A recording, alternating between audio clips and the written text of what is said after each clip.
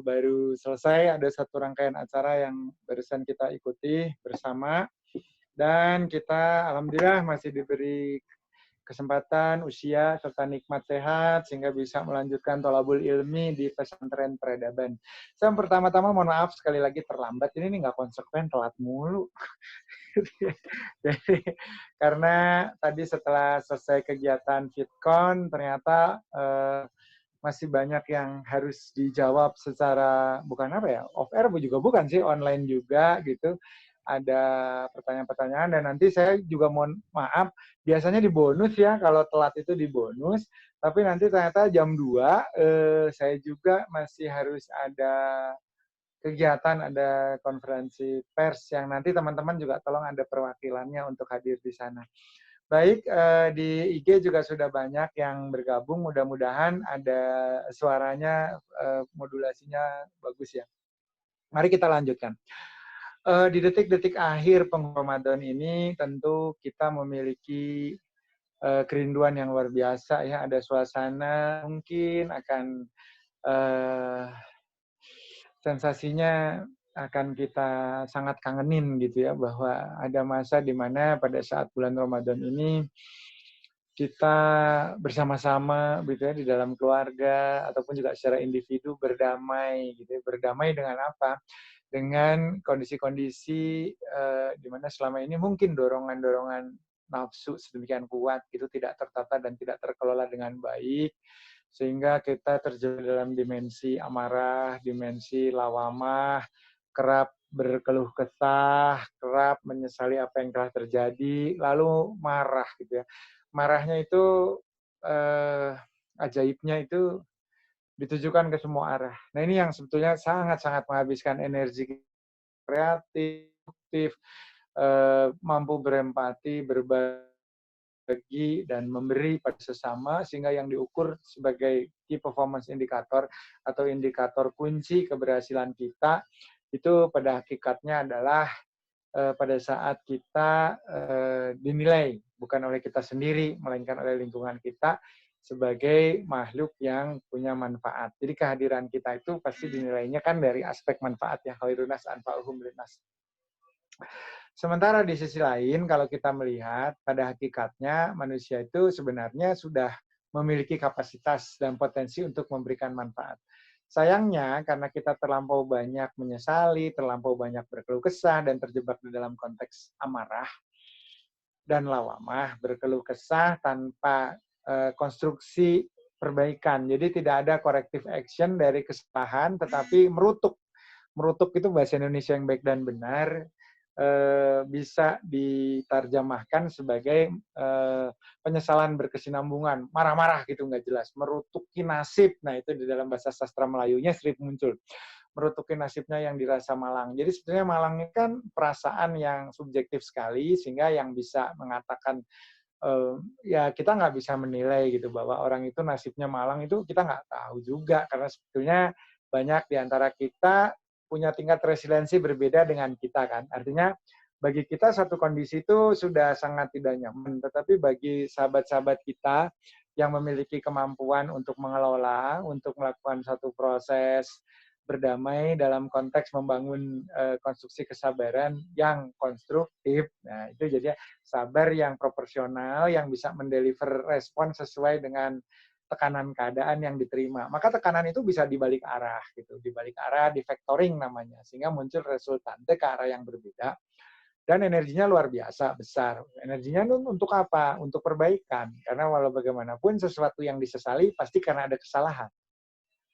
Entah itu kesalahan dalam proses pengambilan keputusan, entah itu kesalahan di dalam memilih satu kesempatan, entah itu kesalahan karena mengabaikan peringatan, dan sebagainya. Intinya adalah keputusan kita itu amat dipengaruhi oleh proses analisa yang kemudian berakhir pada penyesalan. Nah, itu satu kewajaran. Pada beberapa pertemuan terdahulu dalam pengajian kita sudah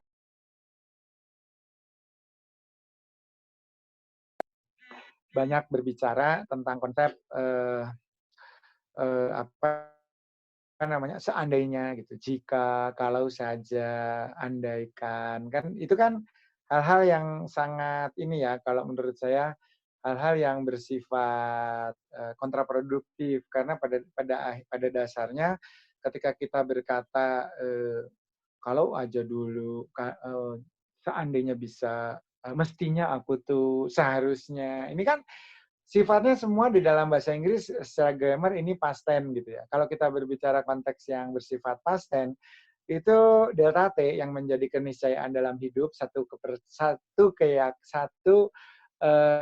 yang niscaya itu adalah berjalannya waktu. Bahkan di penghujungnya kita akan menemui kematian.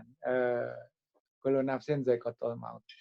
Dan disitulah sebenarnya delta T itu juga bukan hanya sekedar keniscayaan terhadap kepastian, melainkan di situ juga peluang terbesar. Ketika delta itu kan ada perubahan, dan setiap perubahan itu, setiap transformasi membuat sebuah sistem terdestabilisasi. Makanya ada dalam termodinamika, entalpi entropi itu tidak pernah ada keseimbangan yang equilibrium, dan biasa ada perbedaan yang secara dinamis. Nah, ini yang sebenarnya ketika ada perbedaan yang kemudian menimbulkan kondisi chaotic tidak terkendali, inilah sebenarnya tempat masuknya, pintu masuknya, sorry ya, jadi port the entry atau pintu masuk dari bisikan-bisikan setan. Allazi yuwaswisu fi sudurin nas minal jinnati wan nas. Maka pada akhirnya kalau bisikan-bisikan itu masuk, kita terjebak di dalam konteks penyesalan dan kemudian kita melakukan upaya-upaya dekonstruktif atau menghancurkan fondasi-fondasi diri kita karena tidak lagi melakukan aksi di hari ini, apalagi merencanakan untuk time frame-nya hal-hal yang sudah berlalu dan begitu bodoh dan begitu salah, ya begitu banyak amarah yang kemudian tertumpah hanya karena kita merasa tidak memiliki sebuah, saya izin sebentar yang di sini saya inikan dulu, tetapi voice ada. Nah, karena kita merasa bahwa pada hakikatnya kita ini adalah orang yang paling bertanggung jawab terhadap terjadi di masa yang lalu. Padahal kita kan juga seharusnya sama-sama menyadari bahwa pada hakikatnya kita ini adalah satu makhluk yang sangat terbuka atau rentan untuk kesalahan gitu.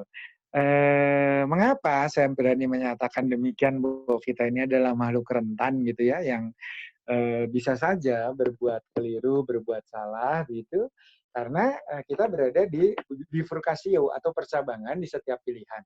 Di mana setiap pilihan yang kita ambil akan memiliki konsekuensi sekaligus akan memiliki resiko dan juga opportunity. Jadi ada kesempatan, ada peluang, ada probabilitas. Sekaligus juga apabila kemudian kita tidak bisa memetakan secara terintegrasi dan holistik berbagai faktor yang bisa mempengaruhi, ya outcome-nya mungkin saja kita kemudian mengalami kondisi-kondisi tidak sesuai dengan apa yang kita harapkan. Wajar dong, manusia kan hanya bisa berusaha. Makanya ini yang saya katakan, uncertainty itu melekat pada manusia karena kepastian hanya pada Allah. Allah yang menetapkan. Allah yang kemudian memberikan apa yang menurut Allah terbaik bagi kita, bukan apa yang menurut kita terbaik untuk didiktekan kepada Allah. Kan sekarang kan kita kebaliknya. Kalau berdoa itu seolah mendikte Allah bahwa saya lebih tahu yang terbaik bagi saya, jadi please dengerin permintaan saya, berikan sesuai dengan redaksi apa yang saya minta atau saya mau. Ini kan ada yang memang kemarin juga sudah kita bahas 2-3 kali, ud'uni astajib lakum. That's no problem for Allah. Nggak ada masalah sama sekali mau dikabulkan, mau langsung, mau ditambahkan mintanya 1 dikasih 10 tuh nggak masalah gitu. Masalahnya bagi kita, karena apabila kemudian kita tidak bisa mengelola dan kaget gitu terhadap konsekuensi dari apa yang kita minta. Ada beberapa film yang science fiction dari orang barat itu lucu ya, di banyak sisi banyak mendeklarasikan dirinya adalah gnostik atau agnostik. Banyak juga bahkan yang sangat ekstrim mengatakan dirinya ateis. Tapi ketika membuat karya sastra, prosa, film gitu, berusaha gitu mengeksploitasi dan mengkaji secara lebih mendalam tentang konsep-konsep peran Tuhan, tentang dialog dengan Zat yang Maha Menciptakan gitu ya, seperti even di The Matrix pun gitu, selain ada fungsi oracle yang merupakan cenayang atau peramal, kemudian adanya perpindahan. Nah, saya kok jadi inget ya, Wachowski Brothers itu bikin The Matrix sekitar tahun berapa ya? 99 kalau saya nggak salah. Artinya belum masuk ke abad 21, masih di abad ke-20. Berbicara tentang entitas manusia yang pada dasarnya tubuhnya itu sudah terisolasi.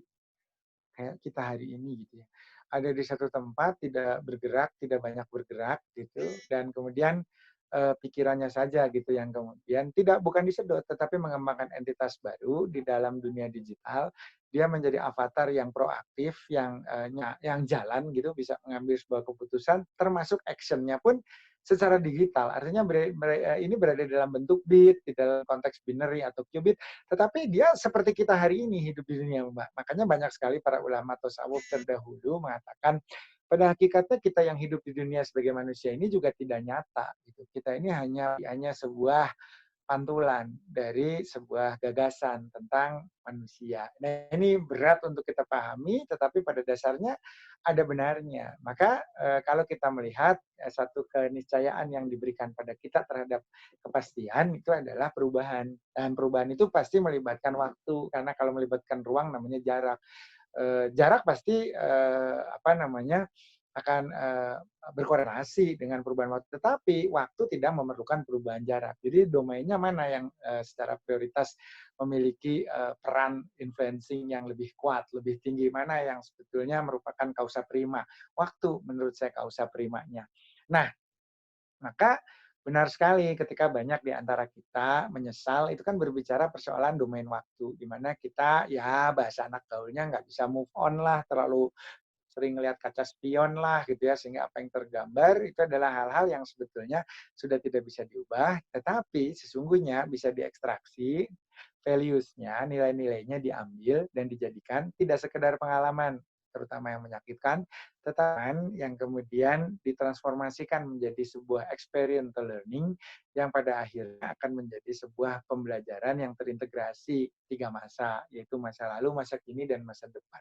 Itu bisa diintegrasikan, bisa blend, sehingga lebih dari 3 dimensi. Kenapa? Kalau kita berbicara ruang, itu sudah 3. Kalau kita berbicara waktu jadi 4, berarti ini 5, karena waktunya belakang depan dan saat ini. Katakanlah kita di factoring di titik saat ini. Itu ya, delta T sama dengan 0, karena kita tidak bergerak. Tetapi kan ada di masa lalu dan ada di masa depan, lalu kita berada di satu titik pengamatan, bisa menengok ke belakang, bisa menerka apa yang ada di depan. Kira-kira begitu. Seperti orang yang menaiki Gunung Rinjani, ya kan kemarin juga sudah mulai ada prediksi dari beberapa ahli geofisika dan juga ilmu kebumian. Ini kalau mataharinya sedang mengalami fase solar minimal gitu ya, ya istilah bercandaannya katanya lagi lockdown juga gitu, turun suhu permukaan di coronanya, spot-spotnya itu tidak sunspotnya itu tidak meletup-letup gitu ya, sehingga lonjakan gelombang elektromagnetik yang kemudian juga bisa berefek radiatif ke daerah sekelilingnya termasuk di tata surya itu bisa berkurang gitu, sehingga bisa tereduksi. Nah, tapi dampaknya adalah ada perubahan-perubahan pada karakter geomagnetik, perubahan pada dinamika atmosfera, perubahan-perubahan pada suhu. Nah, ini kemudian rata-rata dari beberapa penelitian terdahulu punya kaitan gitu, berkorelasi dengan aktivitas. Ya kenapa? Karena tidak ada satupun di alam semesta ini yang tidak saling berhubungan dan tidak saling membangun jejaring silaturahim. Ya kita aja nggak bisa bacanya, tetapi pada dasarnya kalau kita telusuri ya persis seperti yang disampaikan oleh Edward Lorenz bahwa kepakan kupu-kupu di Hong Kong bisa menimbulkan badai di Rio de Janeiro, Brazil. Kan kalau kita malah science fiction, mungkin hanya itu. Tetapi kenyataan terjadi. Nah, kalau kita lihat apakah ini semua ada hubungannya? Ada. Kalau kita belajar dari sejarah, misalkan pada fase di mana solar minimal juga ada, ya ini entah yang namanya koinsidensi dalam artian bahwa ada musim dihubungkan dengan gunung. Bisa saja kalau menurut saya ada penjelasan, misalnya 18 Tambora pada saat solar minimal secara perhitungan 5 tahun meletus dengan teramat dahsyat, mengubur beberapa kota dan kerajaan di bawahnya, bahkan mengakibatkan dunia mengalami musim dingin paling panjang. Kenapa? Di sini ada 2 faktor yang berkelindan. Yang pertama, mataharinya sedang menurunkan kapasitas panas. Yang kedua, tiba-tiba sebagian besar bahkan sampai setengah atau 2/3 atmosfer bumi itu tertutup oleh abu vulkanik, sehingga cahaya matahari tidak bisa tembus, apa yang terjadi? Fotosintesis tidak bisa terlaksana, lalu datangnya dari mana? O2 yang kita hirup bersama-sama. Kan itu adalah hasil proses fotosintesis dari tanaman,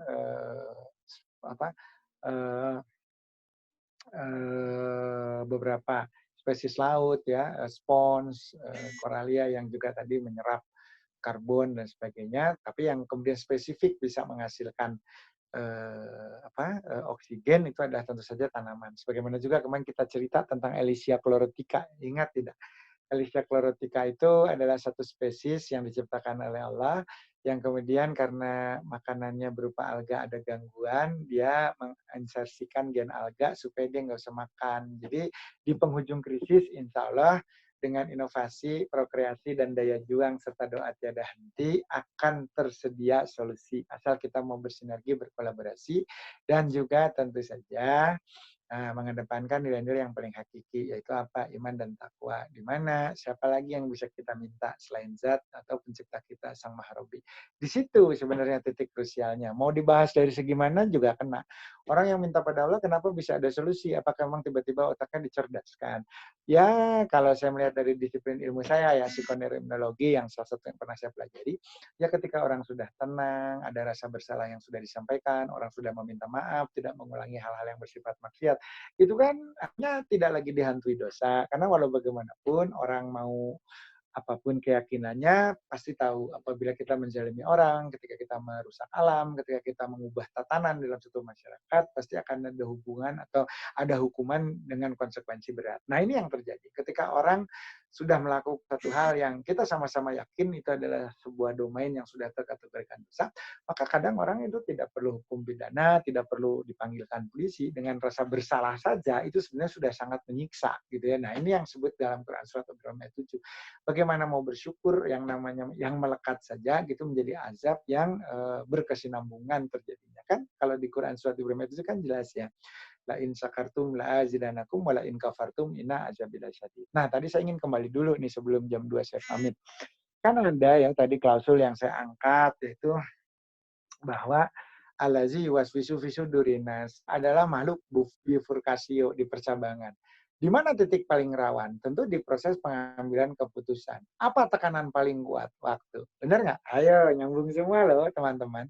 Kita kan selalu punya pilihan nih di dalam hidup. Saya tidak mau berbicara ya persoalan bahwa oh iya itu kan nanti di organ otaknya ada insula, ada prefrontal cortex, ada yang medial prefrontal cortex, ventromedial prefrontal cortex, lalu kemudian ada orbitofrontal cortex. Ya, yang teknikal seperti itu ya.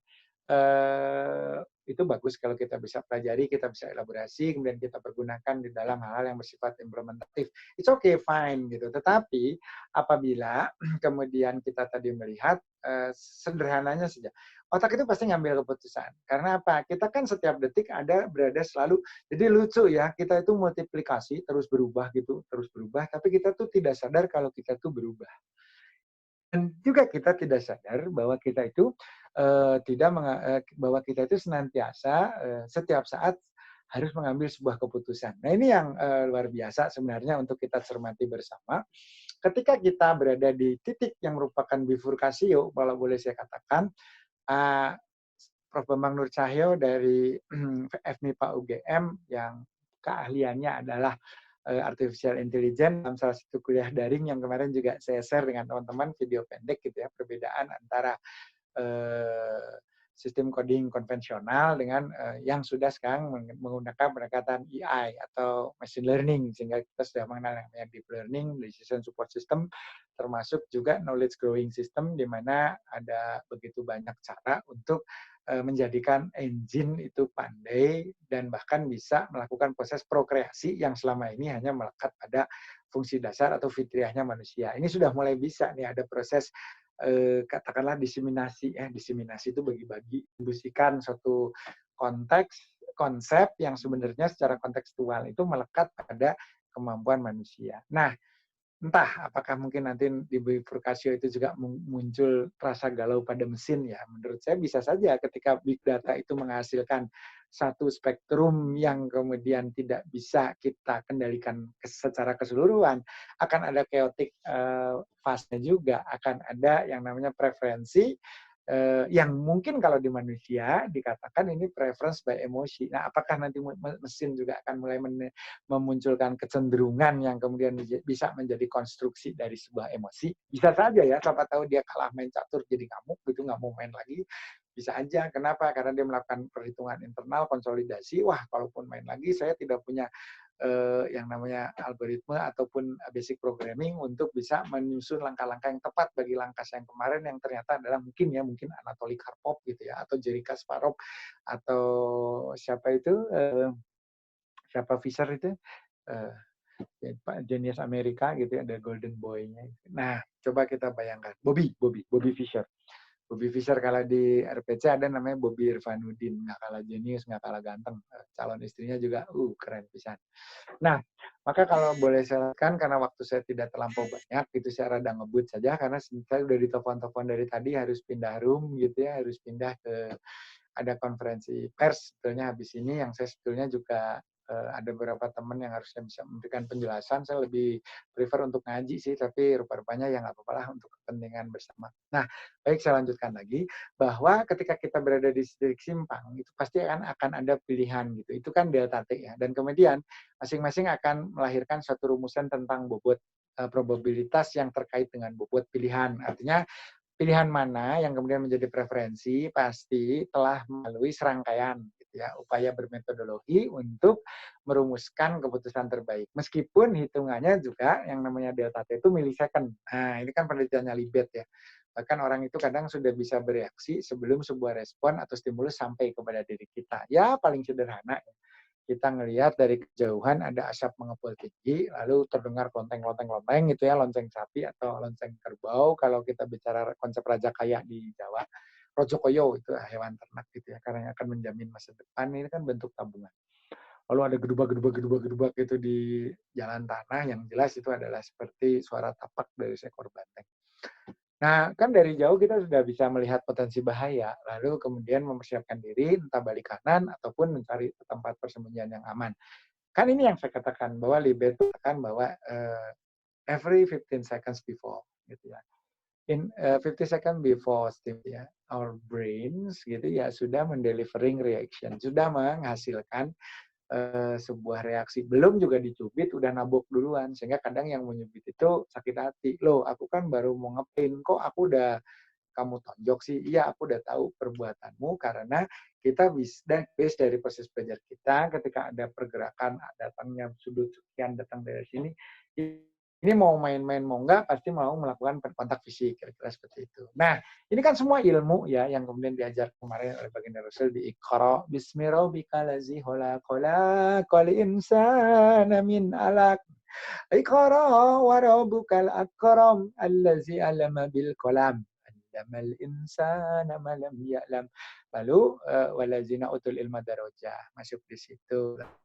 Harus lihat kenapa orang yang berilmu ditinggikan derajatnya, lalu punya perspektif belakang depan menyerupai bola, masih harus marah sih gitu ya. Dan marahnya itu tidak terstruktur serta tidak sistematis. Kalau terstruktur itu runtut, sistematis itu merupakan problem solving pada kebutuhan-kebutuhan yang terjadi secara sistematik. Kan kalau marah kemudian jadi tambah masalah, buat apa kita, ini kan namanya mubazir parah, ya enggak? Maka kalaupun mau marah, sebenarnya lakukanlah satu hal yang bersifat konstruktif, terstruktur, dan juga tadi sistematis. Nah, inilah. Maka kita bergeser, ini kan masuknya berarti ketika ada allazi waswisu fisudurinas, kita kan memodulasi, memoderasi, mau dikemanakan nih dorongannya. Di delta waktu ini kita ada fase-fase tidak sadar gitu ya. Ketika memilih itu kadang impulsif, kadang intuitif, kadang kepepet, kadang karena tekanan, kadang karena tidak punya pilihan. Nah, ini kan jelas the power of kepepet gitu. Jadi pasti ada masa-masa di mana meskipun sudah yakin milih A gitu, tetapi sebelum dieksekusi ada delta T, waktu yang terus berjalan, lalu putusin mau kontak rumah A di dekat Gede Bage atau rumah B yang jelas-jelas ada di daerah Kolot depan Telkom misalnya gitu.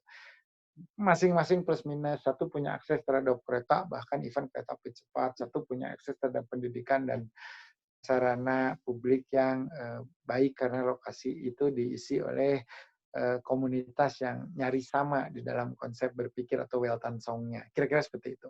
Nah, pada hakikatnya kalau kita sudah berbicara dalam konteks yang sedemikian, di sini sebenarnya akan ada pilihan-pilihan. Maka hidup adalah pilihan, itu adalah benar, tetapi bagaimana menjadi bijak di setiap saat, ini adalah persoalan besar. Gitu. Kenapa? Kan manusia ada preferensinya kali, pernah ada capeknya, ada sakitnya, ada kesal, ada yang kita nggak merasa bersalah dibully, kan banyak gitu ya, faktor distortifnya. Bagaimana kita, nah ini bisanya let it go kan, ini kita harus mengikhlaskan. Maka memang dua disiplin ilmu ini harus bertemu. Ada dokter yang sekaligus engineer bertemu dengan seorang ajengan yang juga sekaligus cendekiawan sehingga punya wawasan cukup luas untuk mengetahui apa yang tengah dikerjakan oleh teman-teman.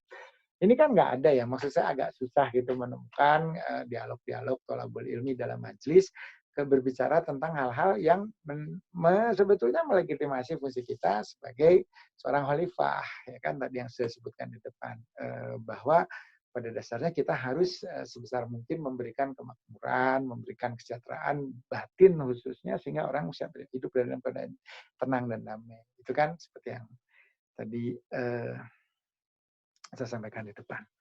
Maka kita harus lihat hati-hati ketika kita berbicara puas gitu ya, kemarahan terhadap diri sendiri gitu. Nah, ini kadang cenderung kita untuk melakukan replikasi. Artinya ketidakpuasan atau ketidaknyamanan dengan kondisi diri sampai ke usia-usia juvenile misalkan ya, sudah mulai remaja, yang kemudian pola interaksinya semakin banyak dan lain sebagainya. Kalau kita manusia, mungkin juga di berbagai jenis hewan juga demikian.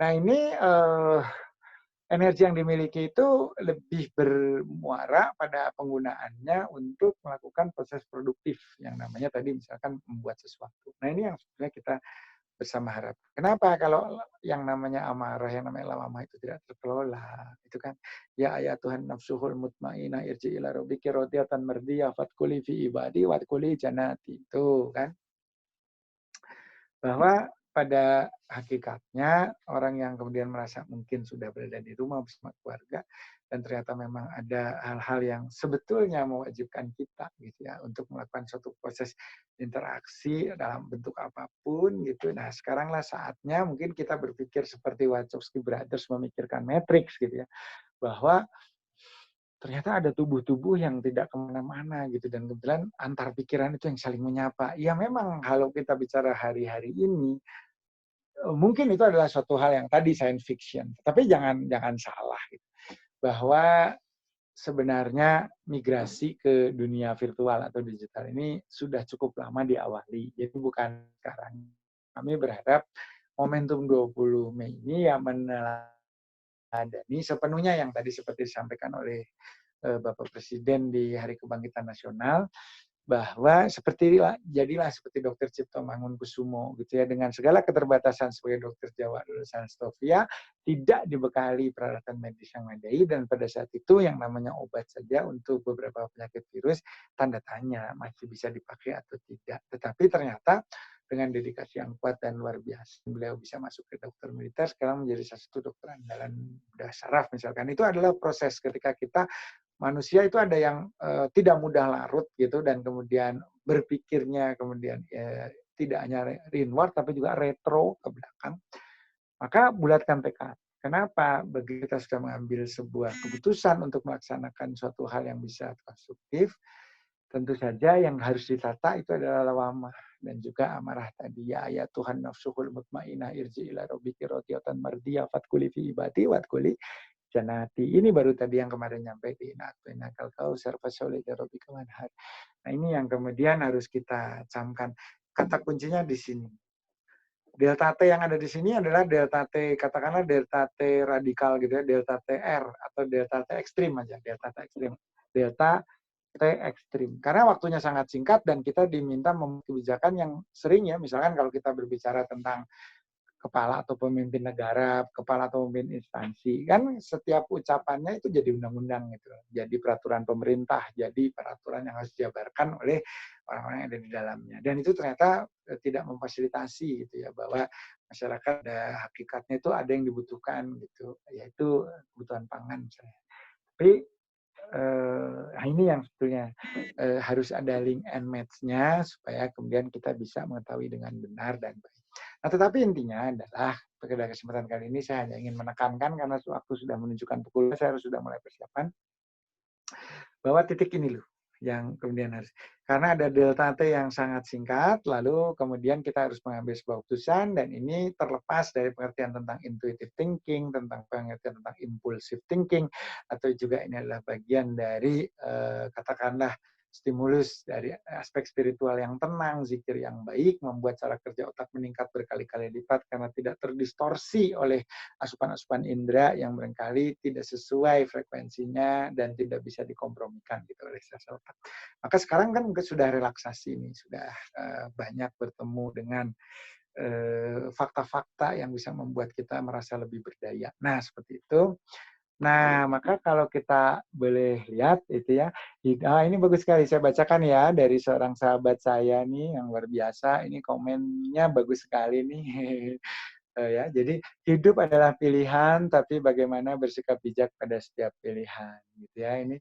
Ini sorry ya Teh, tanya tentang itu aplikasi apa sih yang dipakai gitu ya.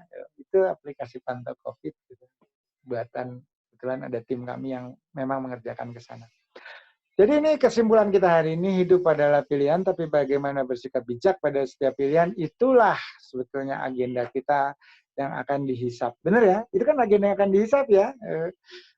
Karena bagaimana bersikap bijak dan kemudian menghasilkan outcome bajik dengan ciri itu baik bagi semua pihak. Tuh, coba.